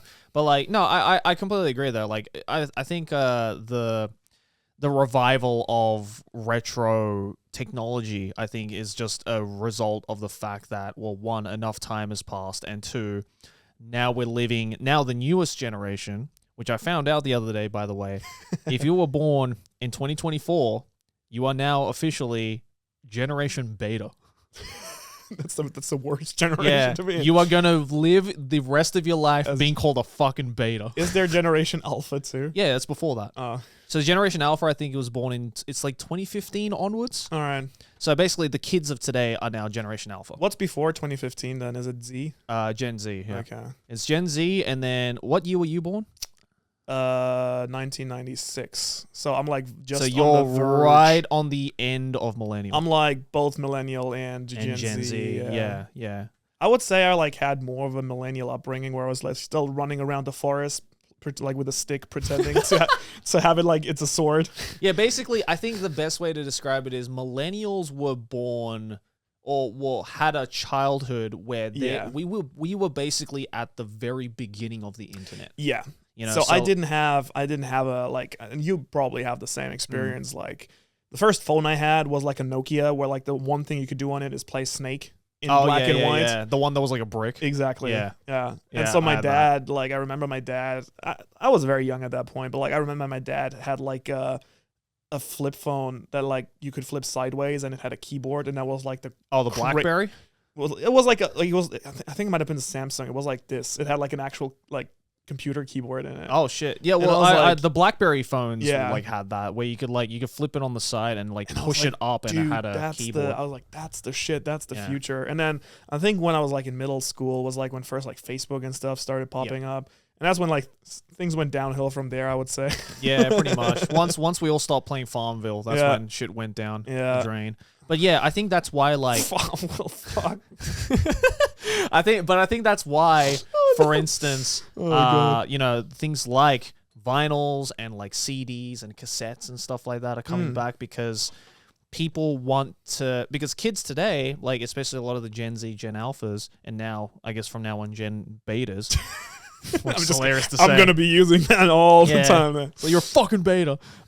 They don't know life without the internet. Yeah. You know, they were born into it. So I think they have that natural appreciation and wonder even- for the analog stuff, you know. Yeah, even like a big chunk of like Gen Z, like if we were born in like past 2005 or something, which I guess that means you're like 20 this year, Yeah. by the way, which blows my mind. Yeah, which is scary. Which, oh my god. Yeah. But like that, like you just know a life usually, like unless your parents probably actively made an effort of not giving you a phone or an iPad. Well, they were the generation that didn't experience the family computer. Yeah. Like, Oh my god. you remember when there was only one computer in Yeah. the house and your mom had to get off the phone in order for you to use it? Insane. Kids don't have that anymore. Yeah. They have it in their pocket. Yeah. For me, I remember like the first gaming console I ever had. They was, didn't have to deal with One Piece episode 73, part 1 of 3 sub Espanol on YouTube. Oh They didn't have to live through that shit. We had to live through that shit. And it was the worst For when real. it was like part 1 of 3 and then you couldn't find part 2 of 3. But part 3 of 3 was there. I feel like you know, like YouTube itself was already like so next level. Like I remember like the fact I don't even remember. It was very late that my family got Wi-Fi, so it was just like I just didn't have internet at home for like you like what we used to do was after school go to like a Starbucks because they had Wi-Fi. Like that was one of really? the first stores that had like Wi-Fi. Dog, we didn't even have Starbucks. We were like, What's the Aussie like the equivalent to Starbucks? It's like just local, just the Maccas, I guess. But the Maccas didn't have fucking Wi-Fi. we got Moon Bucket, bro. Bro. Dude, Australians, I think it was like 2 Australians who invented Wi-Fi, and we got the worst that's Wi-Fi. That's dude. Whenever I love complaining about Japanese internet, but Yeah. whenever I actually go back to Europe, I'm like, we're fucking living in the Stone Age right here. What is there to complain about Japanese internet? I don't know. Like I'm like, oh, I only have 100 megabytes a second. I'm like, oh my god, my 100 gigabyte video file is uploading so slowly. So you remember I said that during the first like 2.5 years while I was still living in Australia, I was uploading daily. Yeah, Do you know what my upload speed was? like kilobytes, 0.4 megabytes. 0.4 megabytes. I was uploading 400 kilobytes. That's what it feels like, at least when I go back to Europe and try uploading Yeah. a video. It's like here in Japan, you're like, upload video to YouTube like 5 gigabytes. It's like, oh, like 6 minutes or something, or Yeah. 5 minutes. Like you go back to Europe, it's like, how about 3.5 hours? Oh, dude. Like, what? I fucking wish. Like a 1 gigabyte video would take me like 8 hours to upload. I had That's to leave my crazy. computer on. Like, so my daily process while I was uploading daily was I would go to uni during the day. I'd come back in the evening, make like 3 or 4 videos and like edit 3 or 4 videos because they were like super easy to edit Yeah. back then. I would start uploading them overnight and I would leave my computer on overnight while I slept. I would wake up the next morning and like Still not maybe it would be like 85%. And I would repeat Wild. that every day until one day my computer was like, I've had enough, nah, and bro. literally exploded into flames. My computer literally just went boom and just the Caught fire? motherboard just caught on fire. That is insane. And we looked inside and yeah, it was just like completely melted. Look at us. Like we were making fun of the older generation. Now here we had like the 2 boomers right here complaining about the internet. It's like, yeah, I remember kids back have in no my day. idea. I remember back in my day when the Wi-Fi was only a megabyte per second. No, So but true like, though. It's yeah. not true because I feel like did you actually have like real contact with like records and stuff when you were a kid? Because for me Yeah. it was like spending time at like my grandparents' house. Like I would Oh, like listen yeah. to records and stuff. My dad has like an extensive record collection at home. So like my dad would always put on I grew up listening to my dad's music. So I was very much in tune with the whole like all the records and stuff like that. And me and my sister, you know, when we could scrape some money together, we would buy CDs. That's so sick. So we would have a CD player and stuff. I feel like that, CD to me does not have the same level like of grit, I guess. It doesn't have like this like, I don't know. I feel like buying a record now is like such a like, oh, I'm having the album with the cover. I feel like having like, I would not buy myself a CD player. I feel like now. We have a CD player. Yeah, one at home. Yeah, because like I don't know, like I've been collecting records for like pretty much since like uni. Damn. So like over 10 years now I've been collecting records, and like I've recently started collecting like CDs and cassettes. Again, yeah. Yeah, cassettes are cool. Yeah, my dad, just this past Christmas, my dad gave me his. It's my mom's old cassette player. Oh, that's cool. Like she still had it, and like I have to get it fixed because I think the magnetic reader is kind of busted right now because it's a fucking 40-year-old cassette player. But that's the great thing about Japan. I can go to a fucking electronics store and they probably know how to fix it. Yeah, they're still a person. Yeah. I watched a video like the other day about like quantum computing and how it might fuck up like the entire internet when it actually happens, because it's like probably possible to like decrypt all like encryption methods that are being used right now by every bank and stuff. Yeah. So I'm like, oh, so you better start hiding that money under your mattress. Yeah, it's like we might need to go back to analog sooner or later anyways. Yeah, so everyone needs to go out and buy a safe and throw your life assets into that safe. So it's like we don't do that. Drink Saga is not providing any financial advice. Yeah, we are. Disclaimer: we are drunk. We are drinking. We are drunk. This is a disclaimer. This is a One Piece podcast. This is a One Piece. It's like speaking. What is your favorite crypto coin, right? I really love the Luffy coin. The Luffy coin. I would not be surprised that existed, oh bro. My God. Oh my god. At least, you know what? I will give Oda the respect. At least he hasn't gone in that fucking direction. Yeah. I feel like he doesn't have to. Because I've seen so many. Did you see the one thing that really... Wait, is that a thing?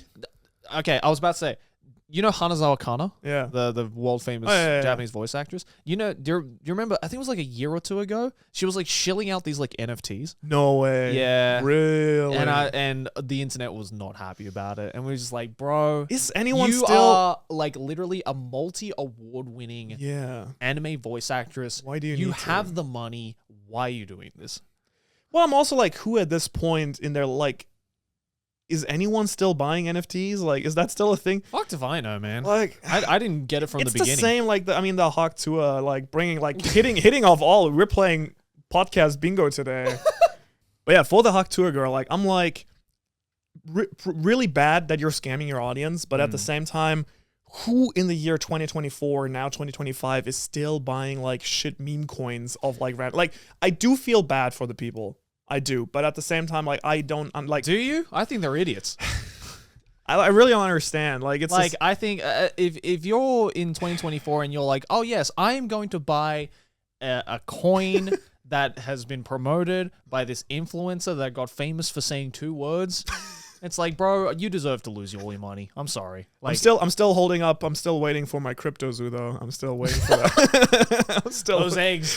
They're gonna hatch, dude. They're gonna hatch still one believe day. in it. I have them. I have them in my wallet. I'm hoping for my tiger. I don't know. I've like, I know. I think I remember correctly. You guys are like not super like into like NFT and like stuff. Anyways, right? No. Like even Bitcoin. Like to this day, I'm like maybe does this. I hope it's me being the Markiplier, what Markiplier was for Honey, and being like, it just seems like it will explode at some point. Right. But I might just be like the old guy who like gets on the train way too late and then has like missed it. I was just like, to this day, I'm like, like the thought of spending like some of my money on like Bitcoin feels like I might as well be like going to the casino in Vegas. Yeah, I don't know. Look, like I will fully admit, like I just don't know what the fuck it is or how it works, and I don't want to put my money into something that I don't know. Like I watched multiple videos and documentaries and video essays on like this is how cryptocurrency works, and I'm just like, I don't get it. No, you don't need. Trust me, bro. Just trust me. Just put your life savings into it. Trust me, bro. Just put your life savings into it because it's more stable than anything, and you'll be okay. Yeah, I don't know. Like I just don't. Look, I can get by without putting my money into that kind of stuff. Yeah. But if you want to, look, no. I'm not your dad. I'm not going to tell you what financial the fuck to advice. Do. On drinks. Don't. Disclaimer, this is a One Piece podcast, all right? We're not here to give fucking financial advice. Speaking of, now I remember what I wanted to talk to you earlier about. Bringing it back to One Piece. I think one thing that I guess I'm not directly bringing it back to One Piece, but at least anime and manga. One thing we talked a little bit about like our trading card addictions, like you Pokemon, me Magic, and one term I'm not sure if that exists for Pokemon, but it exists for Magic the Gathering. Is content fatigue that people talk about. Okay. Where basically there's like now Magic is like pumping out so many sets a year. It's like really hard to catch up, and like you need to buy this one, and there's like this special treatment for this card, and so on. And so forth. That definitely exists in Pokemon. It does it as well. Yeah. And so like this constant like FOMO thing. Yeah. I feel like a little bit the anime industry has that. Or maybe I'm not sure if it still has it. It had that issue, and I feel like it almost has gotten away from that in a like nice. Or maybe I'm just like better at like choosing what to watch at the moment. Yeah, but I think that's exactly what it is. I think year in and year out, it's become more. You know, if you go back to like say 10, 20 years ago, right? It was a lot easier to be able to watch everything that came out every season because they were just making less of it, and that's not because. You know, it's a number of factors, but the one thing is that the demand just wasn't as big as it is now. Because whether people like to admit it or not, anime now is mainstream. Like there's just no going around that. And because it is mainstream, the audience has gotten bigger, the demand has gotten bigger, and therefore, you know, at the end of the day, the anime industry is a business, and they need to answer to those demands. And so, what do? You have to just keep pumping out stuff. And naturally now you'll have seasons that are like, you know, 40, 50, you know, separate series that are coming out in the span of 3 months. It's like, there's no way you're going to be able to watch all of that. It's pretty crazy also. Like, I guess now actually bringing it back to One Piece, how just by the fact that it has been running for almost 30 years now, you have such different audiences in like one franchise. And I guess this goes similarly for like stuff like Star Wars or something. But you know, I'm like, someone who started watching or reading it when it first came out is going to have like such a different experience today than like if you're like, you know, 13 and getting into it for the first time and you're like, oh, this is like I think that's super fun. Yeah, I think that's what it is. It's become a multi-generational show now and franchise that is, you know, has its benefits but also has its demerits as well. And I think the people who like, you know, people like us, for instance, who have been there and, you know, even the older generations who have been there from the very, very beginning are going to look at the One Piece franchise in a very, very different way to someone who is watching it for the first time nowadays, right? Or in 2030, yeah. Yeah, exactly. Okay, let's actually get a little bit more nitty-gritty than now with One Piece. Sure. I'm going to give you like some rapid fire stuff. Okay. Some of it submitted by dear people on Patreon, so a little plug here if you want to. Thank you, patrons. If you want to put some questions for guests, then you can do that there, I guess. I felt I've had too much sake. Give Manu some money. The plug is not working. Boy needs to pay his bills. Boy needs to pay his artists and like the poor editors who make the videos who need to sift through this. Okay, so first question is like I'm just gonna do a few rapid fire ones. Okay. Just so the people know, like favorite character. Crocodile. Do you know okay, I'm already going off the rapid fire questions, but do you know the theory that Crocodile is Luffy's mother? I did hear about that. I thought it was a meme though. Okay, so just to fill you in, just so you're like on top of the theory game in the One Piece world, the theory is that during Impel Down, which I guess you tried to revisit recently. Yeah. It like Crocodile. Do you remember the character Ivankov? The like the Okama. Yeah. Yeah. And then like they have like the hormone powers, right? Yeah. They can change gender, and so Crocodile said, like they tell Crocodile, oh, like I know your dark secret, and so the theory has been that Crocodile used to be a girl, and then maybe like that used to be. Yeah. Wait. Okay. It's like this type of theory where it's like half mean, half. So I get the whole like, you know, the transformation on Crocodile's part, but how does that relate to his connection with Luffy?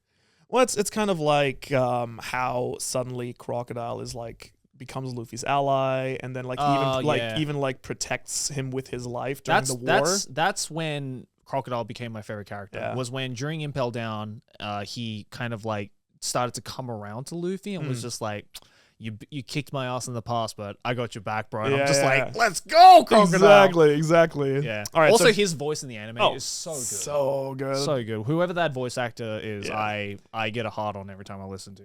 Little fun. Sorry, what was that? It's like, keep talking. I've recently been like, I've been trying to work a little bit more on my Japanese accent, so I've been using Blackbeard's voice actor as like he has this little really cute little podcast of like a mouse, and he's just answering like he's just reading fan letters With that voice? I'm just Hell no, yeah. it's not the black. It's like his actual voice, but his actual voice slaps too. Oh yeah, it's just so good. Like also he's voiced so many legendary characters. Oh yeah, It's he's so a good. legendary voice actor. So yeah, he's been just like really fun, like using as like a shadowing target to just like get like a little bit better Hell yeah. Japanese pronunciation. Hell yeah. Okay, next question. Favorite devil fruit? Do you have one? Ooh, favorite devil fruit. Or if you could eat one, I guess. If I could eat one, honestly, which one's Buggy's one again? Oh, the bara. Bara no mi. I think bara no mi would be so useful. That's pretty good. Because I could literally just be sitting here and I'll be like, I'm gonna go get a drink, and then just shoot my hand pretty out good. and just go get it. I'm kind of curious. Do you think I guess you don't see where you're going though, right? I guess not. You're just like feeling your way. Yeah, down. I'll just feel my way around. I just feel like, That's still pretty good. I think that's it. That's Yeah. still pretty good. Yeah. I like that. Or if it's like somewhere like across the room, for instance, then I can just be like, boop. That's true. That's and pretty go good. get it. Yeah. That would Or it would just be handy. It would be great for vlogging. You Yeah, could yeah, just yeah. like hold the camera and then, like do like a drone shot. Yeah. Like that, going up. I could do like a really cinematic shot Yeah. from like really far away and just be like, woo. Hi guys. That'd be pretty good. Yeah, that'd be dope. Favorite arc you already said, Water 7. Water 7, yeah. Right. I mean, like, I freaking love Frankie. Like, he's probably out of the Straw Hat crew. He's probably my favorite. Yeah. It's a close tie between him and Robin for me. But like the backstory in Water 7 with Frankie, like that's one of my favorite flashback arcs of One Piece. I mean, it has both. Like Water 7 and his lobby has both Robin and Frankie. Yeah, exactly. So like that, I remember just like the sheer awe I felt while reading Water 7. Like it's just it's so good. That scene when they come and fucking rescue Robin. Let's go. And she says the "Ikitai" like line. I'm just like, oh, let's go. And then Usopp like shoots the flag down. Fucking love that scene. It's like written really cool in the manga too. Like she says like "Igitai" because she's like bawling her eyes out. Yeah, and that scene's so powerful as well because it's the first time you see Robin just snap. Yeah, and break. Yeah, and break. Actually like say that she wants to live. Yeah, and she By the way, she's been getting a lot of really good character development and really? stuff happening Hell recently as well. Yeah.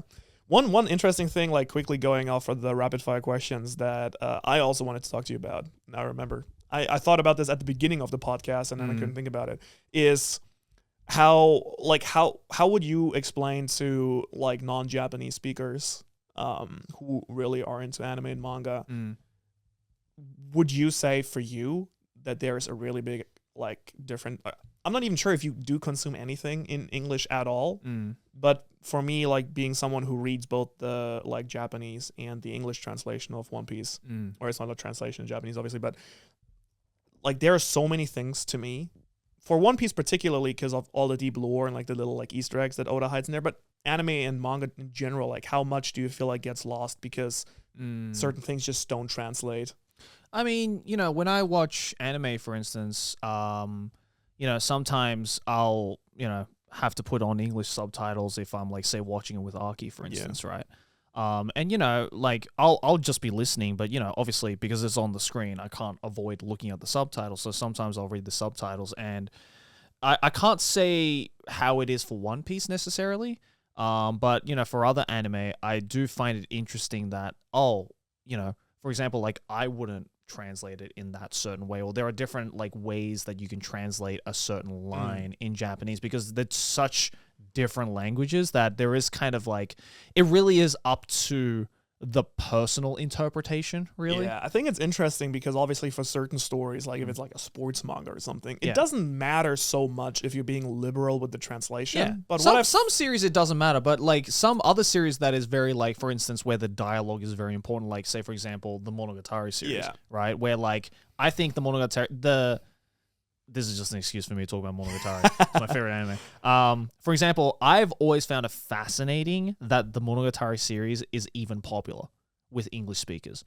Because I didn't know that. I thought it's like more like a Japanese thing. Well, it is a Japanese thing, but also there's a pretty sizable audience outside of Japan that loves the shit out of the Monogatari. Crazy. Like it's not just me. And I always found that. I swear, guys. I swear, it's not just me and my audience.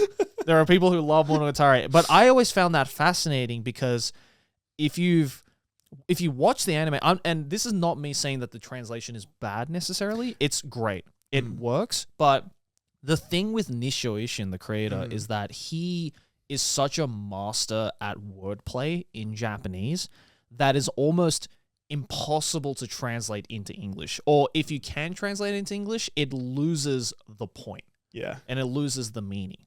So I feel really bad for people who have to translate from Monogatari. Oh, yeah. Because that shit must be so hard to do. I mean, like, it's even, like, in case you're not familiar with that show, I started reading it, like, the light novels, and it's kind of like Fate. Well, it's not even a light novel, it's a novel. Or a novel, yeah. And it's so, like, you need a guide to actually know where to start. And It's what difficult to read even for Japanese order. people, yeah.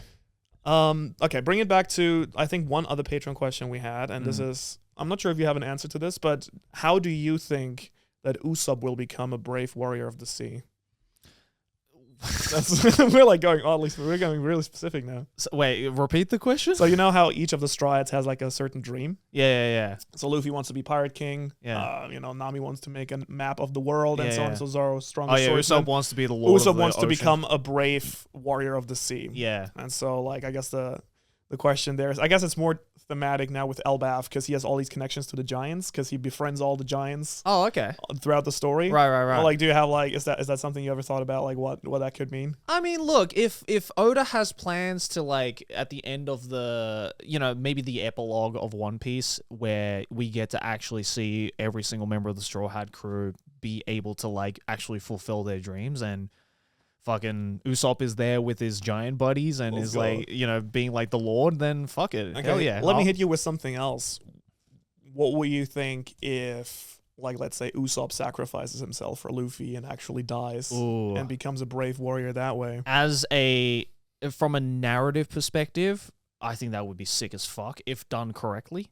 Because that is the whole, like, sacrificing yourself and actual, like, permanent death in the One Piece world, I feel is like rare. Oda uses it very, very sparingly, but I think that's a good thing. If you because you could end up doing like a fairy tale thing where like you kill Mackerel 5 times and at the end of it he's still alive. Like you don't want that. No. It needs to be permanent, and otherwise, I think when Oda does do permanent deaths in One Piece, it's done in a very, very tasteful way, and he understands that overdoing it is like the worst sin you can commit in any kind of story. So I think if he is saving up for something like that, where like a pretty prominent member of the Straw Hat crew does die in the end for like a sacrificial means, then I think it'll be one of the most insane moments. I think it could, like, even though it would obviously suck as a fan. Yeah, as someone who loves Usopp as a character, it would suck. But as someone who is a fan of great storytelling and One Piece, if he can do it right, I think it would be the best moment. Yeah, amazing. I think like viewers of the channel will know that I've been advocating to kill Usopp for quite a while now. What do you have against Usopp, bro? Nothing. I love him. I think it would just make him like the most legendary character in the story. For sure. Like it would hurt, but like it would be such an epic. You can't moment. imagine, but could you imagine any other character in the Straw Hat crew doing something like that? I mean, I could. Or does Usopp make the most sense? Well, I mean, you did have I'm not sure if you remember this from Thriller Bark, which is like also still like pre-time skip, where like Zoro takes all of Luffy's pain, like the nothing happened moment. Yes, I do remember that. Yeah, so there's been like moments like this, but I feel like Zoro dying to me, like, still cool, but he's kind of like the type of character who, like, for him it almost wouldn't be like a big deal. Like he's like, this is part of my like Bushido, right? Like I'm gonna sacrifice myself for Usopp though. Yeah, who's like it's the juxtaposition between him being a coward, but also him being so up himself that would make that sacrifice that much more meaningful. Yeah, no, okay, I totally get that. You know what I mean? Yeah, for sure, absolutely. I mean, again, it would be hype as shit if Oda does it right, and I'm sure, knowing Oda's abilities, I'm sure he'll do it right if he does it. He could. But I'm just not sure if, like, his editors will allow it. Yeah, I feel like Shueisha will be like, hold up. Can't kill the merchandise, bro. Yeah, don't. It's like killing Chopper? No. There's a lot of Usopp fans out there that won't be happy.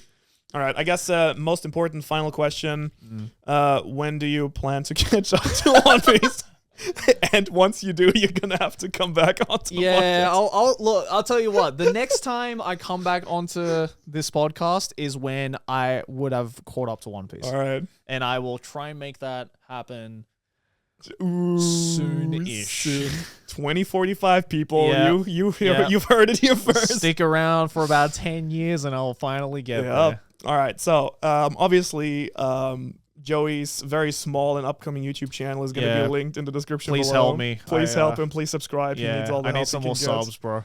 But also, I think more importantly for you, you have your own fashion brand now. Oh, yeah, nonsense. So if you guys want to get some really cool drip, Check it out, nonsense.jp. it's in the description below. Like that's actually like you guys do some really, really cool stuff over there. Thank you, man. So I've been like really hyped. I know I have some. I probably can't share it on the podcast yet, but I know you guys have some sick stuff coming up for this year. We do. Or So- like the past year, since this comes out in December, obviously. Oh, yeah, true. Yeah, so I you'll forgot. already know about it, actually. Actually, we can talk about it. Yeah. Otherwise, it was like a real pleasure having you on, man. Yeah, for sure, I dude. appreciate it. Thanks for And- inviting me. Yep. You guys, if you haven't subscribed yet, and if you're still listening, you should like now stop playing this video. You can now stop cooking, or like you need to find something else to listen to now. Yeah. Go listen to like the last episode or something. Yeah. All right. Or you can go to his Patreon, Oh, which is on screen right now. Yeah. And support a brother oh my God. because Ohara deserves all the support he can get. I will So say, please yeah, do so. like we need to pay our artists, and Exactly. they do all this, make all this happen. Exactly. So go support him. All right, guys, thanks so much. Talk to you in the next one. See ya.